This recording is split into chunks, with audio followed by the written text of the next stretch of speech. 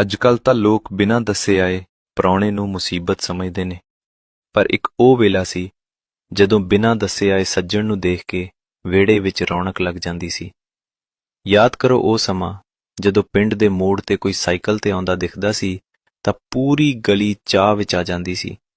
ਨਾ ਕੋਈ ਫੋਨ ਸੀ ਤੇ ਨਾ ਕੋਈ ਸੱਦਾ, ਬਸ ਸਾਂਝ ਖਿੱਚ ਲਿਆਉਂਦੀ ਸੀ। ਬੇਬੇ ਨੇ ਭੱਜ ਕੇ ਮੰਜਾ ਡਾਉਣਾ, ਚਾਟੀ ਦੀ ਲੱਸੀ ਤੇ ਘਰ ਦਾ ਦੇਸੀ ਘਿਓ ਹੁੰਦਾ ਸੀ।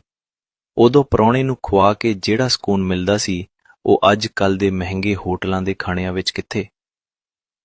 ਅੱਜ ਅਸੀਂ ਬਿਜ਼ੀ ਹੋ ਗਏ ਹਾਂ, ਰਿਸ਼ਤੇ WhatsApp ਦੇ ਸਟੇਟਸ ਤੱਕ ਰਹਿ ਗਏ ਨੇ, ਪਰ ਉਹ ਦਿਲ ਖੋਲ੍ਹ ਕੇ ਕੀਤੀ ਜਾਣ ਵਾਲੀ ਸੇਵਾ ਕਿਤੇ ਗੁਆਚ ਗਈ ਹੈ। ਕੀ ਅੱਜ ਵੀ ਸਾਡੇ ਪਿੰਡਾਂ ਵਿੱਚ ਉਹ ਪੁਰਾਣਾ ਪਿਆਰ ਬਾਕੀ ਹੈ, ਜਾਂ ਅਸੀਂ ਵੀ ਸ਼ਹਿਰਾਂ ਵਾਂਗ ਬੂਹੇ ਪੇੜ ਲਏ ਨੇ? ਕਮੈਂਟ ਵਿੱਚ ਆਪਣੀ ਰਾਏ ਜ਼ਰੂਰ ਦਿਓ। ਆਓ ਰਲ ਕੇ ਬਣੀਏ ਵਿਰਸੇ ਦੇ ਵਾਰਿਸ।